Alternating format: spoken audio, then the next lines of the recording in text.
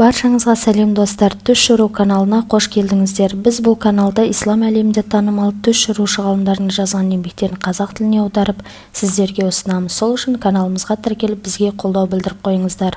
Ал бүгінгі тақырып темекі жайлы болмақ. Ал ендеше бастайық. Түсіңізде қайтыс болған адам темекі шегіп тұрғанын көрсеңіз, егер ол адам шынымен өмірінде темекі шеккен болса, ол адам үшін дұға қылып, Алладан ол үшін кешірім сұраңыз.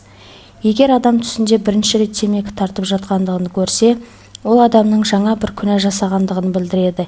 Егер ол күнәні тоқтатпасаңыз, адам темекіге тәуелді болған секілді, сізде ол күнәні жасай беретін боласыз. Түсіңізде темекі тартып жатсаңыз, ал оның түтіні қою болып шығып жатса, сіздің бір шешілмейтін мәселеңіз бар екендігін білдіреді. Егер сіз түсіңізде темекіні бірінен кейін бірін тартып жатсаңыз, сіздің басыңызға бір бәледен кейін бір бәле келе беретіндігін білдіреді. Егер сіз жасап жүрген күнәні тоқтатпасаңыз, ол солай жалғаса беретін болады. Түсіңізде темекіні өшіріп жатсаңыз, басыңыздағы қиыншылықтан құтылатындығыңызды білдіреді.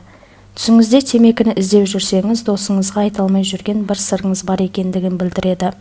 Егер түсіңізде су болып қалған темекіні көрсеңіз, сіздің бір досыңызға немесе туысқаныңызға ренжіп жүргендігіңізді білдіреді.